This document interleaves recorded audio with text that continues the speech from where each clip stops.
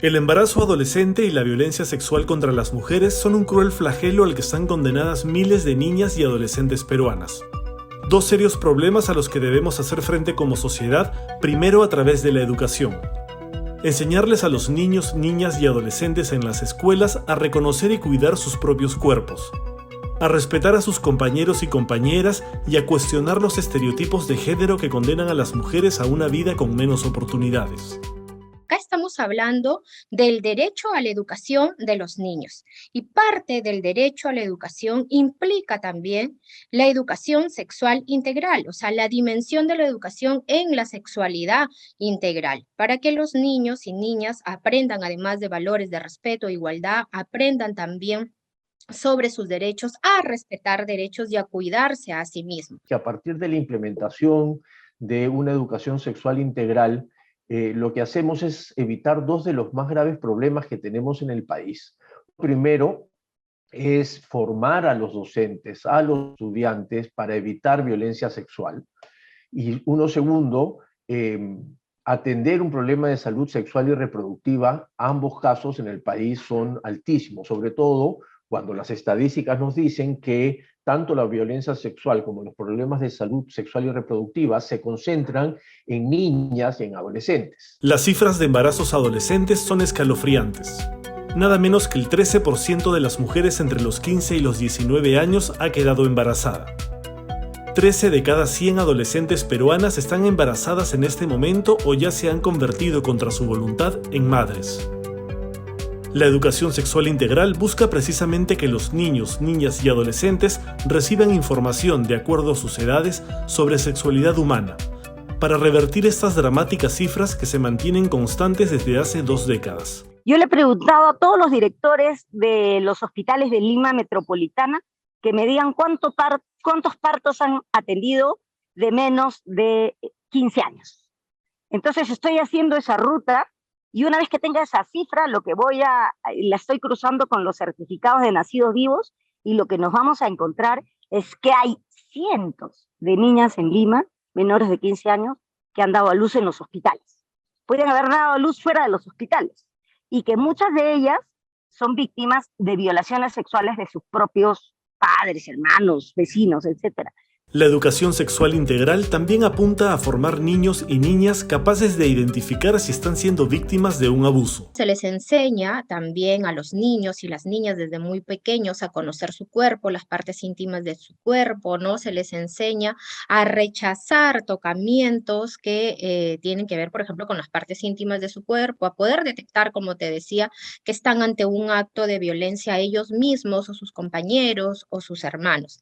Se les enseña también a través de la educación sexual integral cuáles son los mecanismos de denuncia que tienen. Yo quiero aquí colocar casos muy concretos, niños, muchas veces niñas que han sido abusados por muchísimos años en sus hogares, por el tío, por el padre, y han acallado, callan, más bien sintiéndose cómplice de esa situación.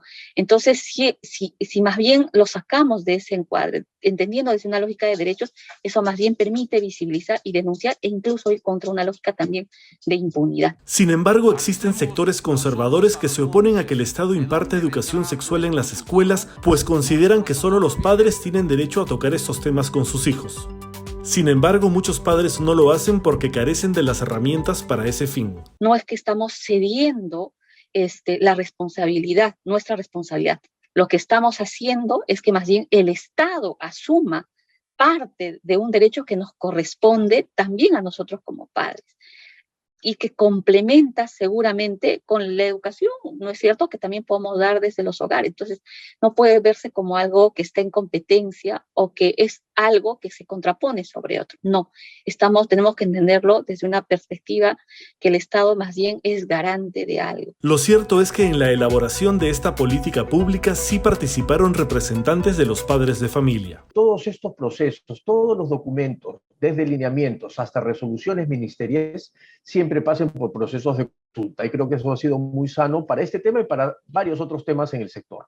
Entonces, hubo participación de padres de familia, hubo participación de docentes, de directivos, de adolescentes, sin duda, y además que tener el marco jurídico que respalda nacional e internacional el asunto. Uno de los peligros de no enseñarles sobre sexualidad a los menores es que estos terminen cayendo en la desinformación, con todos los riesgos que eso implica. Si a los niños no les hablamos con la verdad, si a los niños comenzamos a contarles las cosas a medias, ¿no?, como oscuras, como maliciosas, cuando las llenamos de morbo, los niños no van a confiar en nosotros, no van a confiar en sus profesores, van a buscar la información en otros lados.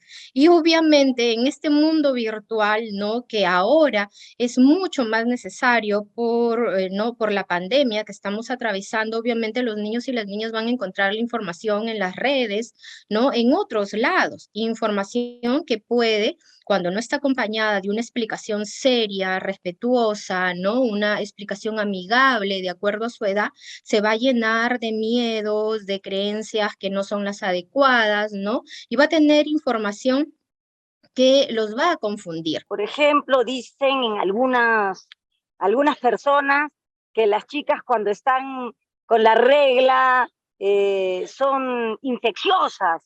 Hay otros que dicen que si un joven se masturba le crece pelos en las manos. Hay otros que dicen que las pastillas anticonceptivas no son efectivas. Hay otros que dicen que el condón no protege, que en realidad tiene huecos. Entonces, en cambio, cuando hay una educación basada en la ciencia, vamos a comprobar, por ejemplo, que el condón te protege completamente contra un embarazo no deseado. Existe la equivocada creencia de que hablarles de sexo a los niños y adolescentes es incitarlos a tener relaciones sexuales.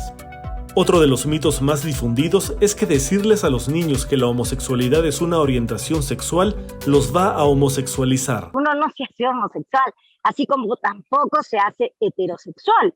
La orientación sexual puede ser heterosexual, homosexual, bisexual. Y no es que te vuelvas, nadie se vuelve. Mira, es tan difícil ser lesbiana, ser gay, ser persona trans en el Perú, que nadie voluntariamente se volvería, ¿no? No tenemos los derechos recortados, las personas trans están excluidas del mercado laboral. Entonces imagínate que alguien se quiera convertir, ¿no? O sea, serían los locos. Por eso también la importancia de educar a los niños y niñas en el respeto hacia la diversidad sexual. Había una película muy famosa que se llamaba La novicia rebelde. Entonces todas las niñas seguro soñaban con el varón, ¿no? Que era el protagonista de la película. Pero yo soñaba con la novicia rebelde, yo tenía sueños eróticos con la novicia rebelde. Entonces decía, yo estoy loca, estoy enferma, pero no se lo puedo contar a mi mamá porque va a sufrir. Ya, imagínate si en el colegio me hubieran dicho que no estaba mal.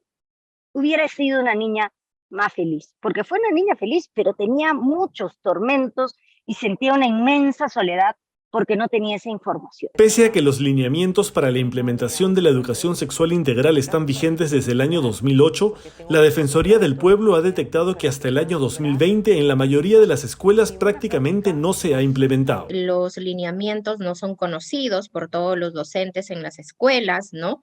No tienen lineamientos propios internamente para poder implementar la educación sexual integral, no han sido capacitados, ¿no?, los docentes, ni tampoco forma parte de la educación sexual integral de sus instrumentos de gestión, y tampoco se tiene los materiales, ¿no?, y todos los temas metodológicos adecuados, las herramientas metodológicas. En junio de este año, el Ministerio de Educación publicó los nuevos lineamientos para la aplicación de la educación sexual integral, alineados con el nuevo currículo del 2016. Recordemos que el Tribunal Constitucional rechazó una demanda que pretendía que se elimine el enfoque de género del currículo nacional. La educación sexual integral es un derecho. Y esto está, de hecho, amparado en tratados, en convenios internacionales, la Convención de los Derechos del Niño, la propia Organización Mundial de la Salud. No es un invento, no es un invento de las feministas, no es un invento de ONGs, esto es un derecho. Y cuando ingresamos en esa dimensión, creo que podemos entender lo que esto significa. Dada la importancia de la educación sexual integral tanto para prevenir embarazos no deseados como para combatir el bullying y la violencia sexual, la Defensoría del Pueblo ha publicado una serie de recomendaciones para el Ministerio de Educación. Capacitar a los docentes, a todas las autoridades educativas, porque puede ser que un docente sí quiera, ¿no?, ¿no? Implementar la educación sexual integral y el director o la directora no quiera. Involucrar a los propios niños y niñas, a los y las adolescentes también en este tema, sobre qué acciones consideran ellos para prevenir el embarazo. Hay acciones muy positivas, hay colegios aquí en Lima, en Ventanilla, en San Juan de Miraflores, donde los propios chicos y chicas han estado involucrados en la materia, han dicho cómo es que se debe hacer ese tema, han señalado fuertemente que quieren que les hablen con la verdad. Ya es momento de que el Ministerio de Educación tome al toro por las astas e impulse decididamente la implementación de la educación sexual integral en todas las escuelas del Perú, para que millones de niños, niñas y adolescentes reciban información veraz y tengan las herramientas necesarias para no ser víctimas de abusos y no llevar embarazos no deseados cuando aún están empezando a vivir.